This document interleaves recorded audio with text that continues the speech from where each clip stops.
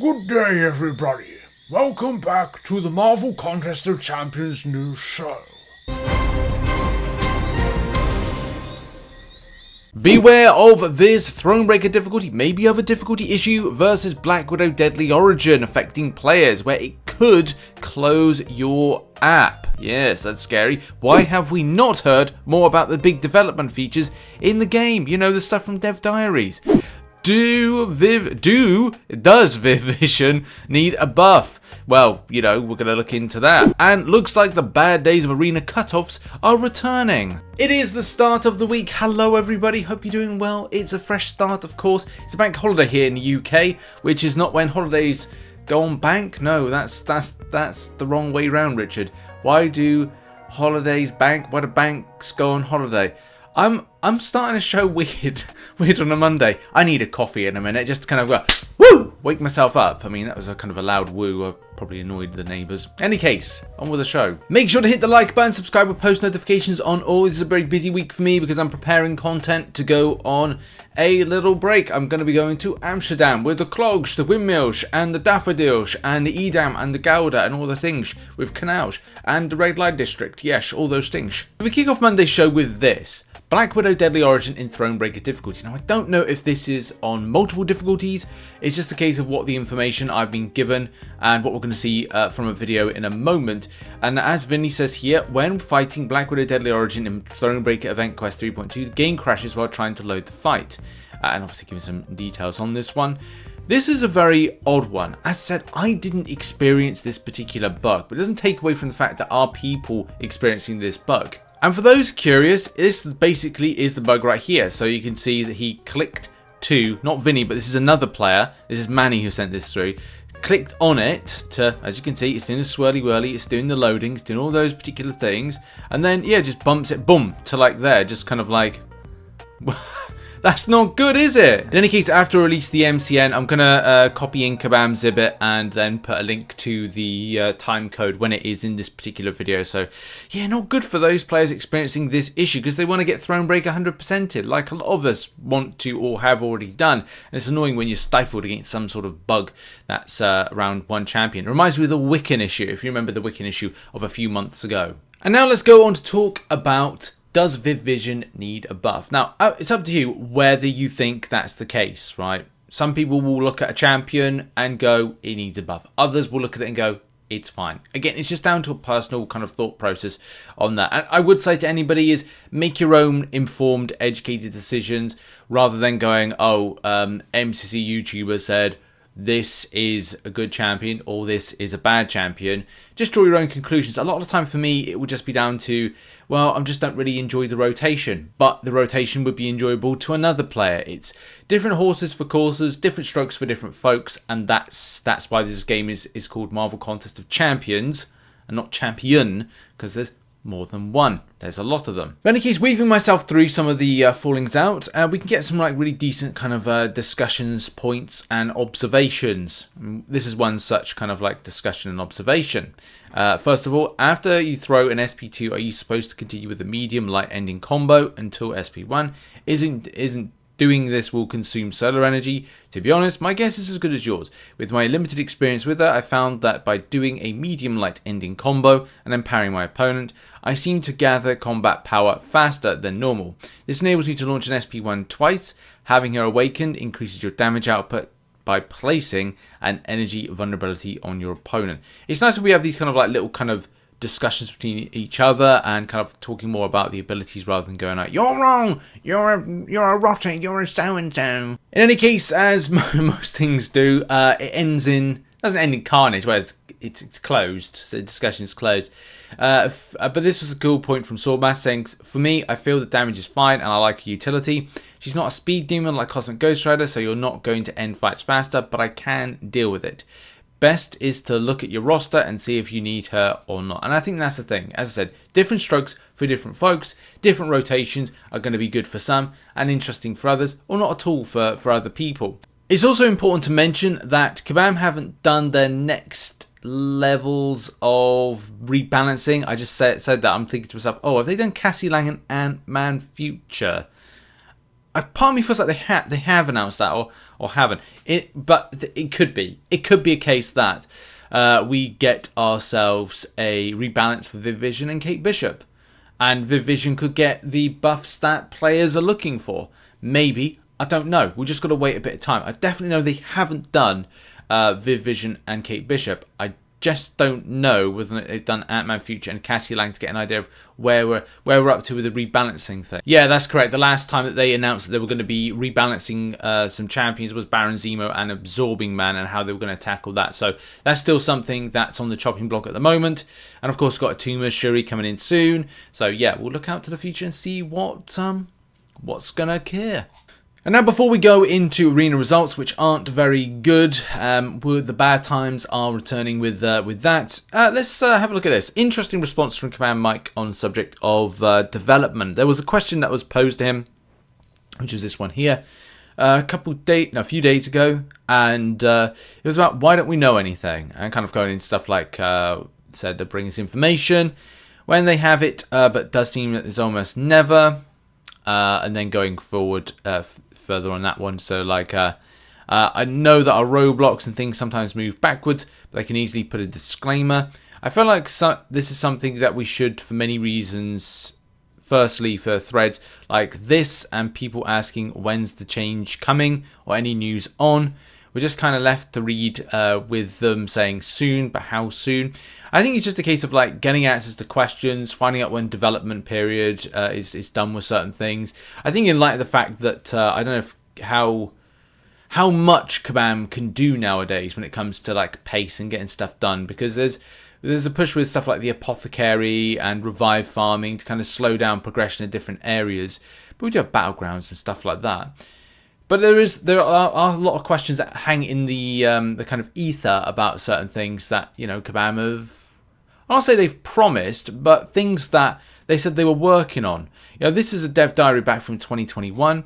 I mean, look, I can say that quite confidently from what I've seen, and I will do an update on the video that I did recently about where Kabam are up to with the development promises on stuff. And Project Genesis is still something that is there, like improving quality of life. There's a lot of quality of life improvements, apart from the the Arena Express mode, which is behind a paywall, but that's another story for another day. But in any case, like the Wish Crystal, recently Kabam have said about the Wish Crystal not being something in their immediate plans, with other stuff kind of taking priority, and I think that's with 7 stars and 7-star and Titan Crystals and pushing that out. There's something that I've personally wanted since 2020 and even 2021. And that's Masteries 2.0. Mastery loadouts is just kind of like the most important thing. I want to be able to switch between my mastery when I go into just general content. Oh, I'm going into this. I'll need Suicide Masteries. Let's like click a button and it switches the mastery setup. It's all ready to go. Bing, bang, boom, boom. Let's go. But, it's not there. I switched to that particular mastery setup, Suicide Masteries, for doing Arena. It's just having that kind of ease of access to kind of do that, which is there in Battlegrounds, but it isn't anywhere else. So it's kind of weird. It's kind of weird because it's like, well, don't you have the technology to do this? You've just proved you got the technology. You got the minerals to do it. Show you got the minerals to kind of get it done. Alliance raids as well. Alliance raids were kind of something that I was looking forward to. I'm getting bored of Alliance Quest. Not like, it's just because the repetition. I've played this game since, well, I think it was like day one-ish. And it's like, when AQ was a thing and it's brought in, it's like, well, it's just boring after a time. It's repetitive, and there's a lot of repetitive things in MCOC at the moment. It's just a case of going like, right, well, put in something new, like Battleground, not Battlegrounds. You can't go like, hey, alliance-based Battlegrounds. No. But something new. Just like, it just freshens things up. Not like Alliance Wars where it's just like, oh, we're a bit bored this season. What do we do? I know, we'll put a prowess thing on that just generates loads of power, because that's fun, innit? People want that. Yeah, great idea. But in any case, what's Command Mike said in response to all this? Saying, we release information when we're ready to. We like to share priorities and early looks because we believe that giving players insights into the future. It's easier for players to understand decisions and choices that developers make. that's debatable, especially with Apothecary. That's where they had to explain themselves quite a bit, I think, with that one. As well as make educated decisions for themselves. However, we are not going to reveal everything, and we are not going to release information before we're ready to, because a few posts asked for it specifically. And here's the thing, it's just a case of like hyping up the community, and that's the difference really. Like the great thing about Kabam Jax when it comes to stuff is like going like, well, when people said Ascension's dead, for him just at least going, I've seen the deck for Ascension, and as I said, that's kind of like, you know, the pitch, the PowerPoint, the presentation of it from an internal perspective. Like as soon as that's been there, like he said, I've seen that. At least it makes players go, hey, by the way, we got a little bit of hype. You know, because now in this last kind of like 2 weeks, there's not much. We have to wait until Friday this week for new information about stuff, and it's just nice to have that little hype period to go, hey, what? Oh, you know, someone asked a question about, I don't know, a new champion or something, and it's just again and starts like more dialogue and people talking in the forums, and that's that kind of thing where you see something said, respond to it, create a discussion around it, and again it allows people to kind of interest to come back to like the forums, because they know kind of like, okay, well, you get little nuggets of information, it's activity from a community sense. It's really good, and that's something that kind of I would like to see more of. And as I said, Kabam Jax doing that little kind of like, I've seen the deck for Ascension, at least allowed players to learn that Kabam still are interested in doing that particular feature within the game. So yeah, I'd love to kind of like see more of that. I don't think we should just completely shut down these things. So yeah, like some of the stuff that Kabam have said they were going to do in the past, it would be nice for the Kabam to kind of say, you know, where are we up to with this? Are we thinking about doing it? We decided not to. Well, maybe gauge community feedback on it, because then again, it's like, you know, they're creating a game for us the same way that Kabam are creating a game for themselves, so it's mainly for us to play. So yeah, it would be nice to see some more info about what's the plans for the future with features and stuff like that. And now it's time to go over to arena results. Unfortunately, we have had the bad return. It's the bad old days of arena scores. I can't speak for it. Arena scores going up. They've kind of just properly jumped up. Now we've got to get into the really kind of like stinky part of arena predictions. I mean, best part of things you're looking at is that there's good news. The arena predictions versus results seem to be very good for the basic side of things. It's where we're going with the 6-star feature that's a problem. I mean, for me, I predicted in round 1 that Adam Warlock would do 100 mil, and then also the 5-star would do 35 mil, 6-star team would go 25 mil, 5-star team would do 15 mil, okay? And that's just based off of logical assumptions and guesstimations from previous arenas. That's what arena predictions and predicting stuff is all about, if anybody didn't kind of like clock onto that to begin with. So the results wise does reflect some good stuff, some good things, and also some bad. If I can get my red circle here. Right, okay, let's begin with Adam Warlock. The problem, okay?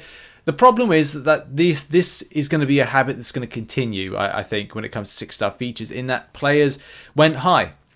They went high for this, because where 100 mil last time would have got a new champion coming into the game with this new change, it is now a case we're now back up to, and look like we're going up with these scores, which was the lowest I could find was 154 mil. I think it was like DC Legend in the community tab said about that. They got that position, and commiserations to the person that was below that got 153 mil and only got position 411.